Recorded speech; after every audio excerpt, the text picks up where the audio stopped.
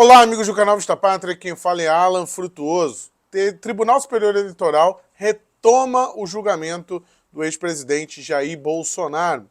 Bolsonaro deu uma entrevista no qual ele fala a sua expectativa sobre esse julgamento e revela ter uma solução caso o Tribunal Superior Eleitoral o condene. E Tarcísio não é a primeira opção de Bolsonaro.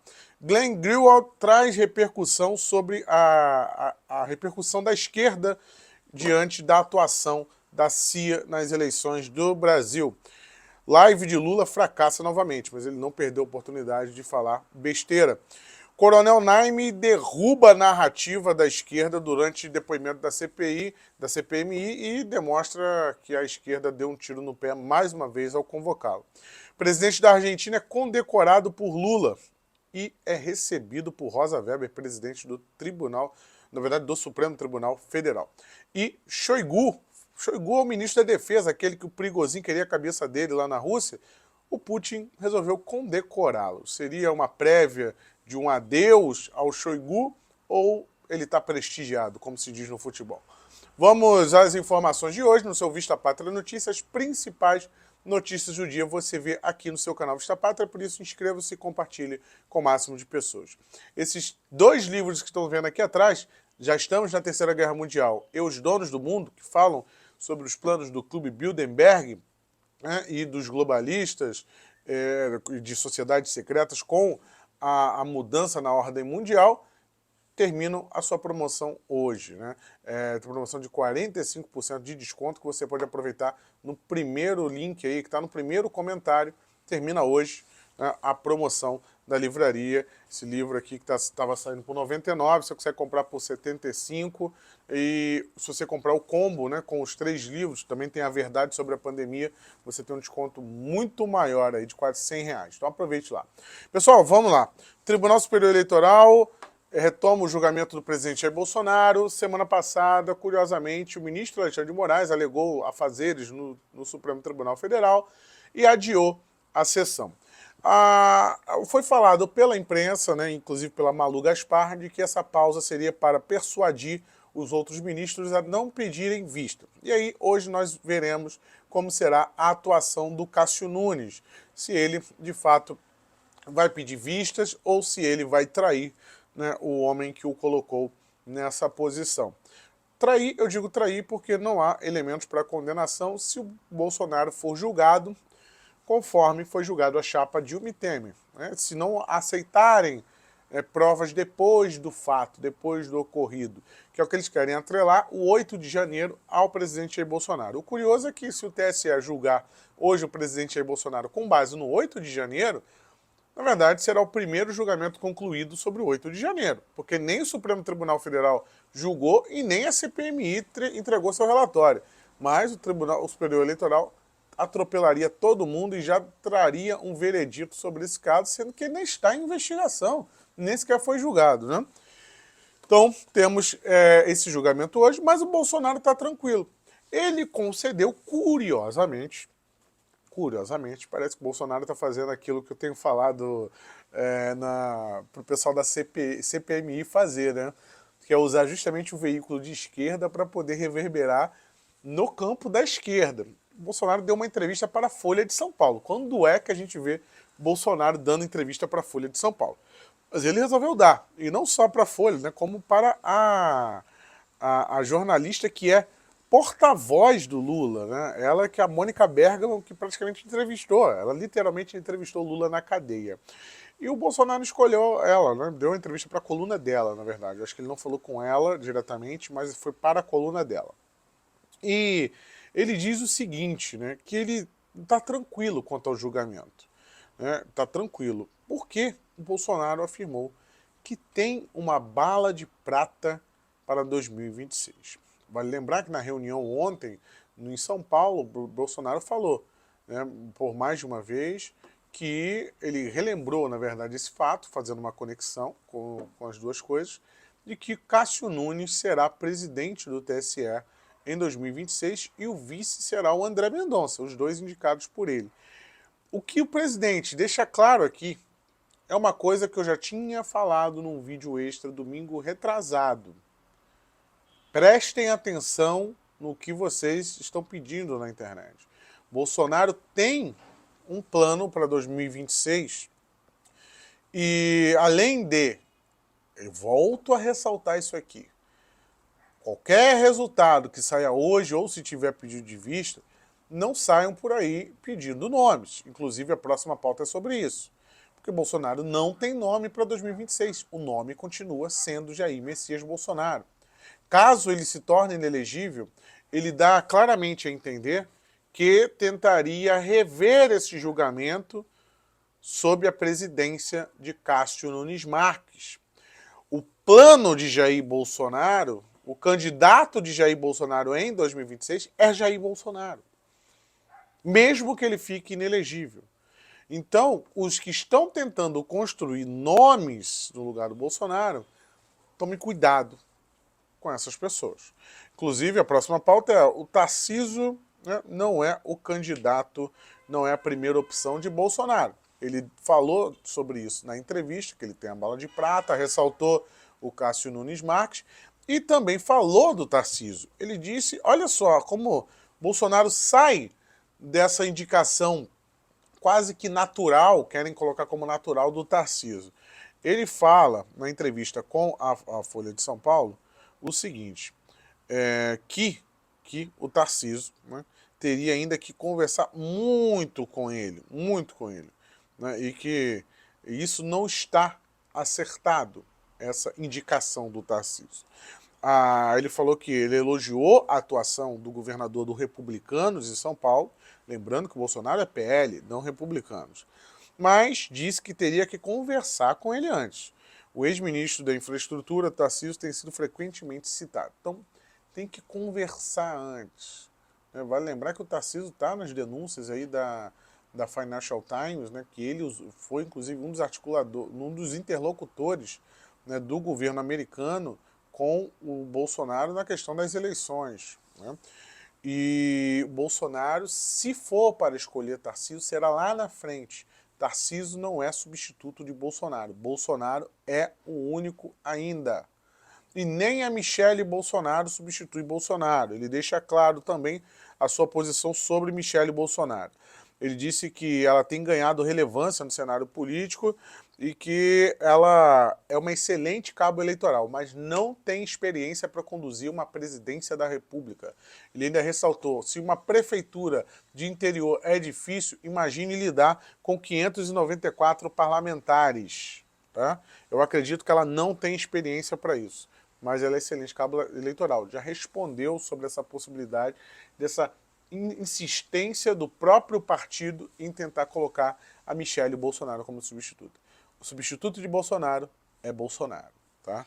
Então que fique claro que não tem que ficar colocando nomes e atrapalhando a estratégia do presidente. Tá? Se você é fiel ao presidente Bolsonaro, o nome continua sendo Jair Messias Bolsonaro, o único líder, né, legítimo dessa pátria. O Glenn Greenwald traz repercussão da esquerda sobre a atuação da CIA nas eleições brasileiras, né? O jornalista americano que fundou o The Intercept, depois foi expulso pelo próprio portal por querer denunciar o caso do Hunter Biden, né? Ele foi expulso do próprio jornal que ele criou pela esquerda, porque disse que não, Trump tinha que perder a eleição naquela época. E ele agora volta a falar sobre essa interferência americana. Eu já trouxe um vídeo completo aqui falando sobre, lendo quase que na íntegra a matéria do Financial Times, e ele traz o Glenn, né, era casado, né, com um deputado, ex-deputado de esquerda, que faleceu recentemente, que esteve diretamente envolvido no caso Snowden, né, da NSA nos Estados Unidos. Então o Glenn, ele tem propriedade para falar sobre isso aqui e ele tem circulação dentro da esquerda. Aí o Glenn, ele fez um vídeo hoje trazendo a sua percepção, né, como a esquerda brasileira reagiu à interferência dos Estados Unidos. Vamos dar uma olhada. And the Biden administration openly rooted for Bolsonaro to lose and for Lula to win. They didn't make any attempt to hide that. And what became clear was that they weren't just rooting for Lula to win from a distance. The CIA played a very active role in Brazil. In the middle of the 2022 election, the CIA director flew down to Brazil, met with Bolsonaro, and ordered him to stop raising questions or casting doubts on the integrity of Brazil's voting system. Why does the CIA have the power to do that, the right to do that? What business is it of the United States or the CIA, whether Brazil's president believes in the integrity of the voting system and raises questions about it publicly? Why is that something for the CIA to even do at all? And why weren't people in Brazil angry about this? There were a few leftists in Brazil who said, you know what, even though they seem to be rooting for our party in this case, we don't actually want the CIA's help. We don't want the CIA involved in our country's politics. We remember the military dictatorship that the CIA imposed on our country for 21 years. But most Brazilians were happy about this on the left because they were the beneficiaries. But the question nonetheless remains, what rightful role does the U.S. government have in interfering in Brazil's internal politics this way? I was bombarded with angry liberals and even leftists, both in the United States and Brazil, telling me that there was nothing wrong with this, that the CIA was just trying to help, that they were just trying to protect Brazil from attacks on its democracy because the CIA cares so much about the rights of the Brazilian people to vote. They're like poll watchers, just doing their civic duty, but for the world. Live de Lula fracassa novamente, mas ele não perdeu a oportunidade de falar besteira. Nós temos 800 milhões de pessoas que vão dormir toda noite sem ter o que comer. Isso não toca na nossa consciência? Quando o cara quer fazer um foguete para ir para o espaço, passear, ver se tem um lugar melhor para ele morar, ele não se toca que poderia melhorar a qualidade de vida, melhorando a qualidade do alimento daquele, de emprego, da casa, da moradia? Não seria possível? Então, a minha tese e a do Papa é a mesma, é o seguinte: nós precisamos transformar a questão da desigualdade uma coisa para indignar a sociedade. Nós, seres humanos, humanistas, temos que ficar indignados com a desigualdade. E ontem nós tivemos o depoimento do coronel Naime, da Polícia Militar do Distrito Federal, e ele derrubou completamente as narrativas de que ele teria facilitado alguma coisa, e o pior, fez alertas graves e sérios sobre o relatório da ABIN que chegou ontem à comissão. Vamos dar uma olhada rapidamente aqui como o Ramagem destrói o argumento da esquerda. O senhor poderia explicar a diferença de sobreaviso para prontidão, rapidamente? O efetivo de sobreaviso, ele permanece em casa. O efetivo de prontidão, ele permanece no quartel. De prontidão, ele chegaria em quanto tempo, choque, BOP, o efetivo completo? 40 minutos. Imagine como estavam em sobreaviso, que ainda teria que se dirigir a seus batalhões, suas unidades, se equipar à saída. Ou seja, de sobreaviso, eles não atenderiam à demanda que aconteceu no 8 de janeiro. Nós passamos por um tempo de 2 horas e meia a 3 horas. Ok. Como foi colocado até pela relatora, e a oposição também bem conhece, nós sabemos que foi o coronel Klepter que deu a ordem, a determinação de colocar essas tropas, esses batalhões de sobreaviso. Qual era a função do coronel Klepter no início de janeiro até o 8 de janeiro? O coronel Klepter era o subcomandante-geral. Subcomandante-geral. Qual a posição dele, o cargo, a função dele agora? Hoje ele é o comandante-geral da Polícia Militar do Distrito Federal. Quem o promoveu a comandante-geral? Doutor Ricardo Capelli. Ricardo Capelli, o interventor, o promoveu, a pessoa que colocou as tropas todas de sobreaviso e não de prontidão. Ricardo Capelli, antes de ser interventor, ele trabalhava em que ministério? Excelência, que eu tenho conhecimento do Ministério da Justiça. 02 do Ministério da Justiça do senhor Flávio Dino. Por que os requerimentos do senhor Capelli não foram aprovados nessa CPMI? O senhor está perguntando para mim? É porque eu sei que o senhor não sabe, mas nós aqui sabemos o porquê. O senhor, mesmo de licença, o senhor vestiu a sua farda e foi à esplanada tentar evitar que manifestantes invadissem e depredassem patrimônio público. Onde estava o coronel Klepter? Ele estava no Gabinete de Gestão de Crise na Secretaria de Segurança. Ele chegou na presença de quem ao Teatro de Operações? Juntamente com o Dr. Capelli. O senhor declarou que a entrada nos prédios públicos no 8 de janeiro foi fácil e diferenciada, isso comparado a diversas manifestações. Portanto, clara omissão. Ainda nós tivemos, né, o senador Fabiano Contarato passando vergonha, querendo imputar crime a um sujeito que entrou em combate no dia do 8 de janeiro, imputar crime a ele, né, dizer que ele guiou os manifestantes, sendo que ele estava de férias, né, falando que ele planejou, sendo que ele estava de férias, e na hora que ele ainda tomou uma invertida do coronel. Dá uma olhada aí. Vai ficar na conta, porque a sua missão é penalmente relevante, sim. Como que o senhor tenta desmobilizar um acampamento, é resistido pelo Exército e nada faz? O senhor não fez nada. Fiz, sim, Não fez, Fiz, porque sim, senão teria feito a desmobilização. Na mão da senadora. Mas desmobilizou? Excelência, eu estou colocando na responsabilidade individual de uma pessoa uma ação de instituições. Que o senhor faz parte. Sim, eu sou um membro. Que o senhor faz parte. O senhor parece que o senhor desconhece. Eu quero saber o seguinte, se não tinha consenso, o senhor não sabe, o senhor não sabia... O senhor está querendo dizer que se um membro do Congresso erra, o erro é do Congresso? Eu não estou falando isso, eu estou falando que o senhor... Então, o que você está falando? Então o senhor explica, porque eu não estou entendendo o que o senhor está explicando. Que bonito, né? Que bonito, né? Eu estou tentando entender a explicação do senhor, porque se o senhor me fala que se um erro do pessoal, de uma pessoa do Congresso não é um erro do Congresso... Entendeu? Qual foi meu erro? Meu erro foi colocar 450 policiais militares à disposição do Exército. O senhor escoltou. Eu não escoltei ninguém, eu estava de férias, senador. Mas o senhor está faltando a verdade. O senhor está faltando a verdade. A Polícia Militar do Distrito Federal escoltou os criminosos por 7,4 quilômetros e o senhor nada fez. Eu estava de férias, senador. Então, mais um depoimento, né? 3-0 para a oposição nessa CPMI do dia 8 de janeiro. E lembrando, está 3-0 para a oposição, mas ainda tem o G. Dias. E ontem aconteceu um fato relevante, né? Porque o G. Dias, ele fala em determinado momento, num depoimento com o Eduardo Bolsonaro, que as informações chegavam diretamente para o telefone do ministro do GSI, o G. Dias. Além dessas autoridades, Vossa Excelência tem ciência de alguma autoridade do governo federal que estivesse recebendo esses alertas da ABIN também? Excelência, eu não sei citá-los, mas com certeza existia. Existe, inclusive, alertas lá que constam, segundo a informação que chegaram para mim, no número pessoal do próprio ministro do GSI.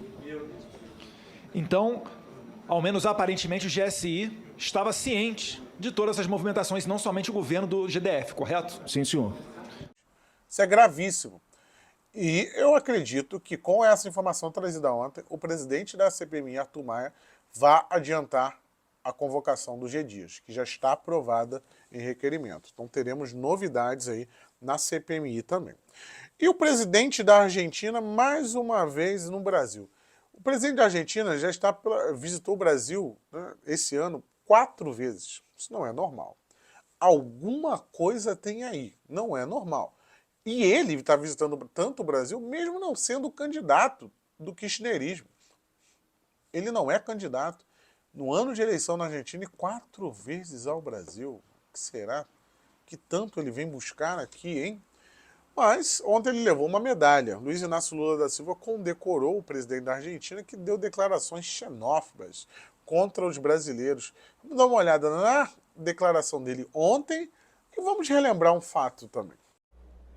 Por eso, Lula querido, gracias por esta condecoración que siempre voy a guardar, porque me la diste vos, me la dio Brasil, que es un pueblo al que amo entrañablemente, y vino de manos de alguien a quien quiero y admiro, como se quiere y se admira a los amigos.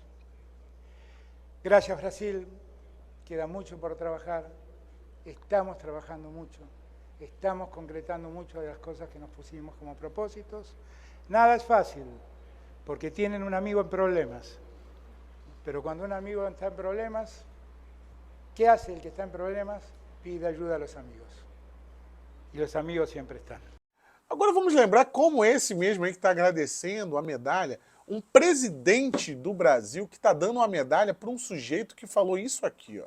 Mexicanos salieron de los indios, los brasileros salieron de la selva, pero nosotros los argentinos llegamos de los barcos. Y eran barcos que venían de allí, de Europa. Y así construimos nuestra sociedad. Lula realmente prefere, né, a pátria grande ao invés do povo brasileiro. É um escárnio dar uma medalha para um cidadão como esse. Mas como se não bastasse isso, ele também foi recebido pela presidente da corte, né, a Rosa Weber, que recebeu, tomou um café ali com o presidente argentino. Muito esquisito, tudo muito estranho. Comente aqui embaixo o que Rosa Weber quer com o presidente da Argentina, por que ele está visitando 4 vezes o Brasil, por que nós temos que usar o BNDES para financiar o gasoduto deles? Por quê? Pessoal, vamos à nossa última pauta, que é a pauta internacional. O presidente da Rússia, Vladimir Putin, condecorou o ministro da Defesa. Vamos dar uma rápida olhada aí. В противостоянии с мятежниками погибли наши боевые товарищи, летчики. Они не дрогнули и с честью выполнили приказ и свой воинский долг. Прошу почтить их память минутой молчания.